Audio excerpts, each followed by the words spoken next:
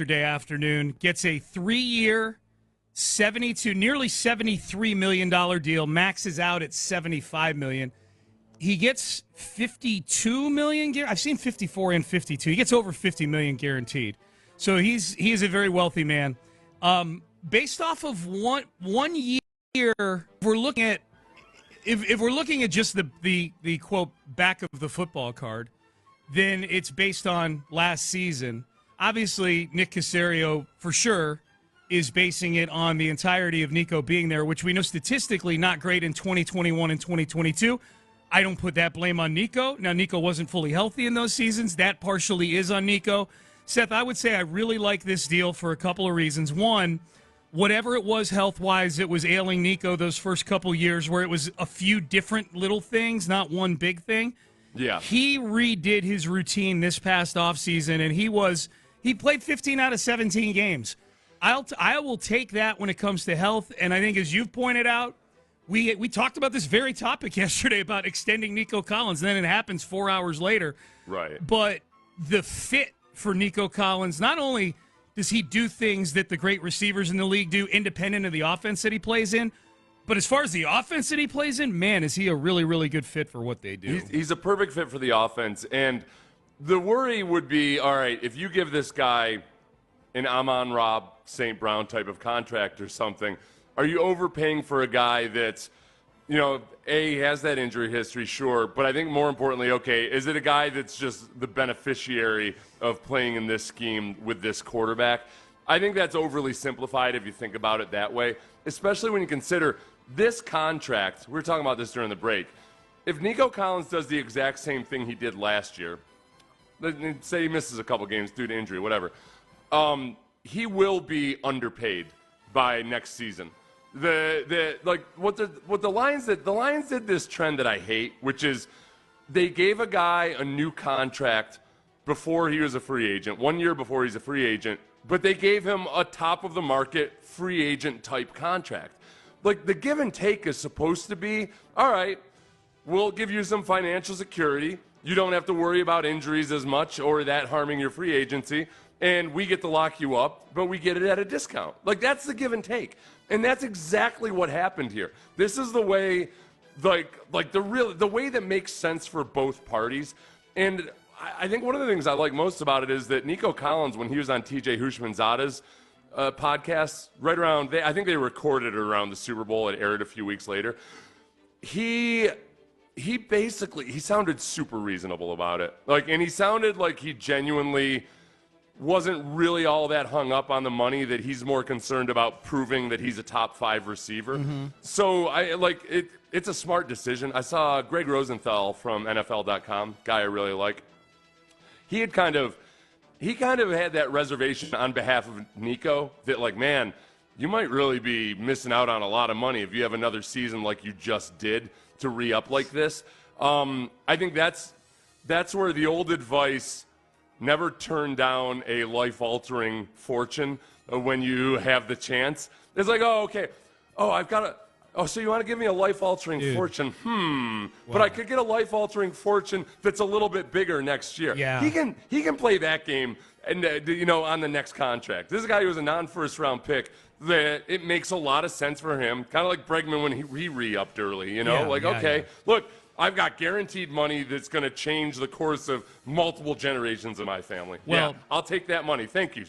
Yeah. And Nico plays a sport where you're one hit away from not having any more money coming in. You know what I mean? I think you got to take into account the danger of the vocation, too. So I like the deal a lot. And as you point out, Seth, if he were to have another year in 2024 like he had in 23, then this looks like a great deal. I would submit, because I know a lot of people were hung up on this yesterday. I was listening to the afternoon guys.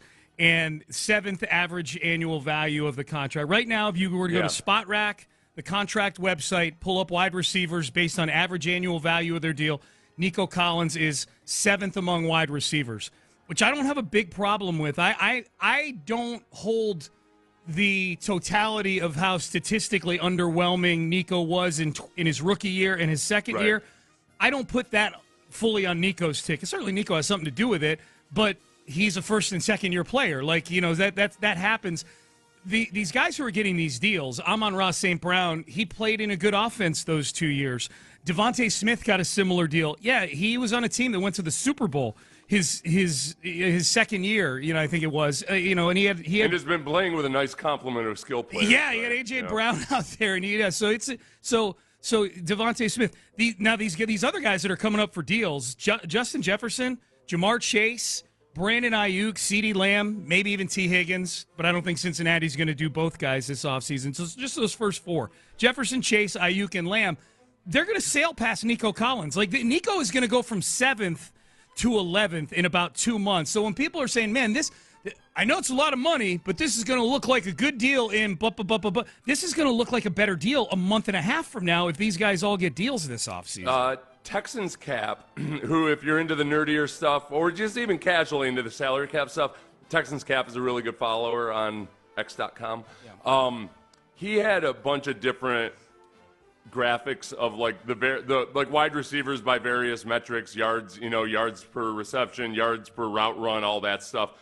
And it was kind of cool that you can hover over these graphs, and all the little dots are a receiver. And Nico's in the upper quadrant of all of them.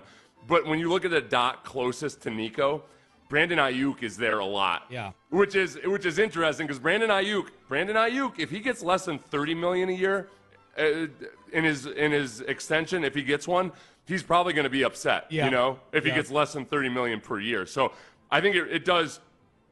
For Nico Collins, those first 2 unproductive years, if I'm Nick Caserio, I'm looking at that as like, man, that really works in our favor here. Because once we got all the stuff around him, can we remember how dysfunctional everything was about this team and the offense, and that Davis Mills was throwing him the ball? Yeah. Like, this is, thank goodness we didn't have C.J. Stroud these last 2 years, because I'd have to pay this guy $35 million a year. It's like buying a pre-owned car that got into an accident a couple of years ago. You're like, it's fine. Like, I drove it. It's fine from the accident. You're telling me it was a fender bender, which immediately knocks it down just because it's like an incident. 15%. Exactly. So I like the deal. Seth, it sounds like you like the deal. As far as Nico and Ayuk go, the one big thing, the only 2 wide receivers in the NFL that were top 10 on the advanced stats against both zone and man last season, the only 2, Nico Collins, Brandon Ayuk. Those are the only 2. I mean, it's, he's... Oh. And credit to Texans cap. Texans cap projected contract was like right around $25 million a year, I think. He nailed. I tweeted and I texted him yesterday. I said, if this is the Price is Right, you're going home with both showcases, baby. You were close. My conspiracy theory is that the Texans and Nico Collins' agent Drew Rosenhaus, who all of a sudden, by the way, Drew Rosenhaus is known as the guy that does reasonable things now for his clients, like that.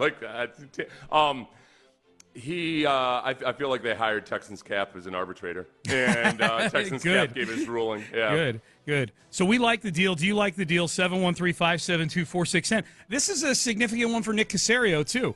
This is his first draft pick that he made that he has signed to a second contract. So now we're 3 years in on the Caserio era now, so we're starting to get some guys that by rule he's allowed to extend. You got to be 3 years in before the team can offer you a contract extension. So this is a landmark right here. I really do think, and maybe this is me becoming an old man, but I like it in that it is in the spirit of contract extensions. It's that, all right, you're taking less than you get on the open market because you're getting that financial security. Yeah.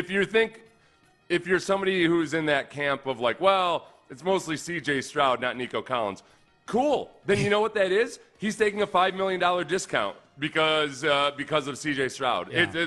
$30 million per year is the going rate right now, and no matter what Florio's theories are, I think that's gonna stick at least sometime over the next couple of years. There's going to be several $30 million per year contracts. Yeah. The other thing I like about this, Sean, sorry. That's okay. 3-year extension. Yeah. Which I'll give a tip of the cap to Laramie Tunsil on this. Mm-hmm. I think Laramie Tunsil has kind of set the precedent for other players on the Texans to look at and see like, oh, all right, I don't need a 4 or 5 year extension. I can get a 3-year extension and then if I play well, they're going to reward me with another short-term deal with a lot of guaranteed money. Yes, yeah, and I think, and it's been a trend, and I think the big thing, and this deal shows it again, that Caserio and D'Amico greatly value the intel of knowing a guy, of having that guy in the building, of they would rather give big money and reward guys that have been in the building, that they know they have a really good feel probably for how Nico is going to react to getting generational wealth here, and they're comfortable with it because they watch him work every day. They've watched him change the way he works as a player over the course of his time in the building. I think that intel may be the thing they value the most, and I think this is another example of that. Yeah, and I don't think it's not like he had a bad work ethic or anything. He just needed to learn. There's a lot to learn when it comes to taking care of your body to stay healthy. Yes. If you think about watching the veteran players might have like 25 different habits that as a young player you need to learn to adopt. Whether it's your diet and nutrition, your sleep, your how you're like being proactive in rehabbing minor issues, all of that stuff. Like it's an accumulation of a bunch of things. And with Nico, the way I've been thinking about him is it reminds me a lot of Carlos Correa, who Carlos Correa perpetually had back issues. He figured out a routine and what he needed to do and which massage therapist he needed to go to stay healthy. And other than like the mysterious issue in his lower leg, it's paid off for him, you know? Yeah, absolutely it has.